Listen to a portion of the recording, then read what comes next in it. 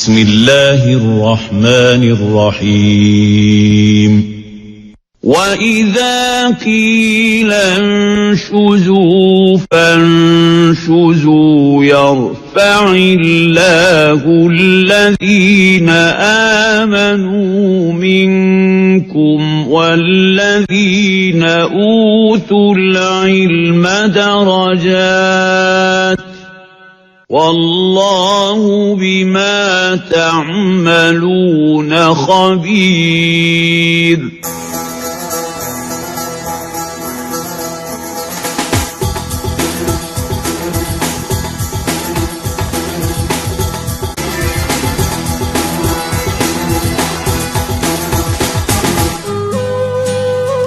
Assalamualaikum warahmatullahi wabarakatuh. Selamat pagi pemirsa Trans 7. Asana Ensiklopedia Islam Dunia pagi ini kembali hadir ke hadapan Anda. Selain berbagi pengetahuan, juga saling mengingatkan dalam kebajikan. Tahukah Anda bahwa penjelajah dunia sebelum Columbus dan Marco Polo adalah seorang Islam? Seorang ilmuwan yang mencari Tuhannya hingga ke pelosok bumi. Pemirsa, inilah Ibnu Battuta.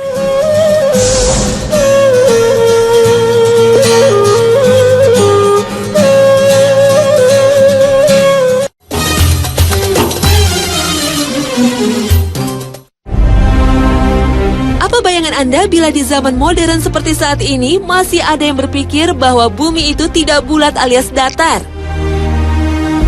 Adalah Flat Earth Society yang memiliki pandangan seperti itu. Meski teknologi sudah membuktikan secara empiris bahwa bumi itu bulat, fakta seperti ini dianggap sebuah konspirasi tingkat tinggi Badan Antariksa Amerika Serikat untuk kepentingan tertentu. Salah satu teori terkemuka mereka menyebutkan bumi serupa piringan, di mana lingkaran Arktik berada di pusatnya. Sementara Antartika, sebuah dinding es setinggi 150 kaki atau 45,7 meter, berada di pinggirannya.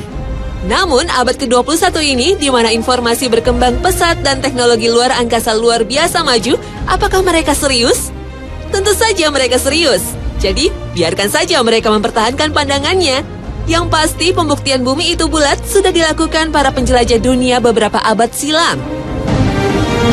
Di abad ke-16, Nicolaus Copernicus mengungkapkan teori heliosentris dan diperkuat lagi oleh Galileo. Keduanya sepakat tata surya berpusat kepada matahari dan bumi itu berbentuk bulat. Namun jauh sebelum Copernicus dan Galileo, para sarjana muslim pada abad ke-9 Masehi telah menyatakan bahwa bumi bundar seperti bola. Pada tahun 830 Masehi, Muhammad bin Musa al-Khawarizmi beserta para astronom lainnya telah membuat peta globe pertama. Saat itu, para astronom muslim juga menyatakan bahwa keliling bumi mencapai 24.000 mil atau 38,6 kilometer. Hanya berbeda 3,6% dari perkiraan yang dilakukan para ilmuwan di era modern. Pada abad ke-10 Masehi, ilmuwan muslim bernama Abu Raihan al-Biruni mengukur jari-jari bumi yang mencapai 6.339,6 kilometer. Hanya kurang 16,8 km dari nilai perkiraan ilmuwan modern. Teori bentuk bumi bundar seperti bola juga dinyatakan geografer dan kartografer muslim Abdullah Muhammad Ibnu Al-Idrisi Asy-Syarif. Pada tahun 1154 Masehi, Al-Idrisi membuat peta bola bumi alias globe dari perak. Bola bumi yang diciptakannya itu memiliki berat sekitar 400 kg. Ibnu Taimiyah juga berpendapat bumi bulat dengan melandaskannya pada Al-Quran Surat Az-Zumar ayat 5. Allah Subhanahu wa Ta'ala berfirman, Dia memutarkan malam atas siang dan memutarkan siang atas malam. Selain itu, para ulama juga berpegang pada Surat Al-Anbiya ayat 33. Allah Subhanahu wa Ta'ala berfirman, dan Dialah yang telah menciptakan malam dan siang, matahari dan bulan. Masing-masing dari keduanya itu beredar atau falak di dalam garis edarnya. Kata falak dalam ayat itu, menurut para ulama, berarti bundar.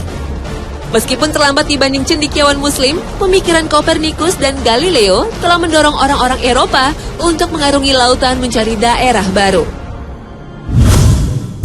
Di antaranya Marco Polo yang menceritakan kisah petualangannya ke arah timur dalam bukunya yang berjudul Imago Mundi yang artinya citra dunia, dan Il Milline yang berarti sejuta keajaiban.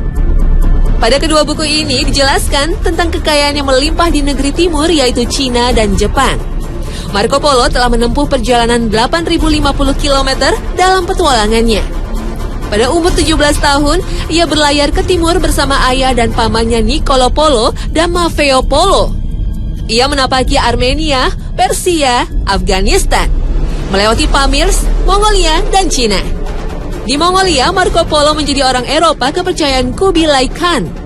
Marco Polo menghabiskan perjalanannya ke jalur sutra selama 24 tahun sebelum kembali ke Italia. Selain Marco Polo, ada Vasco da Gama dari Portugis yang melakukan ekspedisi di tahun 1497 menyusuri sepanjang pantai Afrika Barat dan Timur menuju Samudra Hindia dan Laut Arab. Vasco da Gama tiba di Kalkuta pada tanggal 22 Mei 1498. Ia mendirikan pos perdagangan, membeli rempah-rempah untuk dikirim ke Portugis dan sebagian dijual ke negara-negara Eropa lainnya.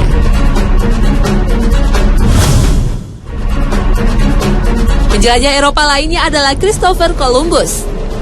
Pada tanggal 3 Agustus 1492, dengan menggunakan 3 buah kapal yaitu Santa Maria, Nina, dan Pinta, Columbus mulai berlayar mencari sumber rempah-rempah di dunia timur. Setelah berlayar lebih dari 2 bulan mengarungi Samudra Atlantik, sampailah Columbus di Pulau Guanahani yang terletak di Kepulauan Bahama, Karibia. Ia merasa telah sampai di Kepulauan Hindia Timur yang merupakan sumber rempah-rempah. Ia menamai penduduk asli di kawasan itu sebagai Indian. Terhitung 4 kali Columbus bersama Amerigo Vespucci berlayar dalam rentang waktu 1492 hingga 1504. Mereka dianggap telah menemukan benua baru yang diberi nama Amerika.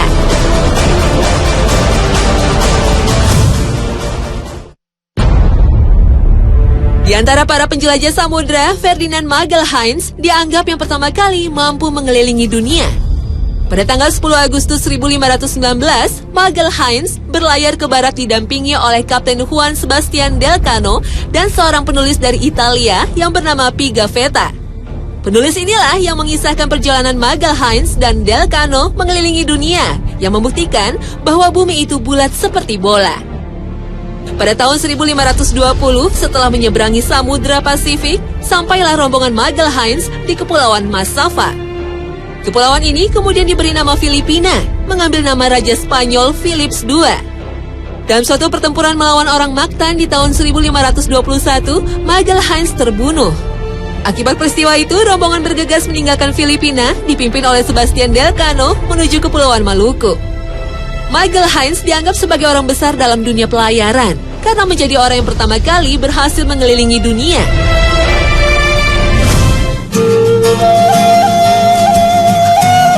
Nah, dunia Islam pun memiliki sosok penjelajah yang melegenda. Perjalanan panjangnya melebihi para penjelajah Eropa. Berikut ini kisahnya.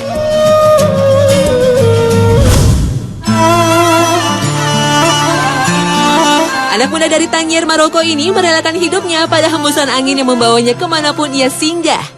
Napak tilas perjalanannya menempatkannya sebagai penjelajah dunia terbesar yang memiliki peradaban Islam dan dunia. Ia bernama Ibnu Battuta. Di pagi hari yang dingin, tahun 1349, seorang pria Arab berkuda lambat menuju gerbang kota Tangier di pantai Afrika Utara. Bagi Ibnu Battuta, ini adalah akhir dari perjalanan jauhnya. Ketika ia meninggalkan rumahnya di Tangier 24 tahun yang lalu, ia tidak pernah merencanakan sebuah perjalanan sedemikian jauh dan lamanya. Dari kejauhan, matanya menyusuri lekuk putih atap-atap rumah dan kubah masjid yang berlatarkan Laut Atlantik. Ia mencoba menyusuri kembali ingatannya akan wajah kota yang telah ia tinggalkan selama hampir 1/4 abad lamanya.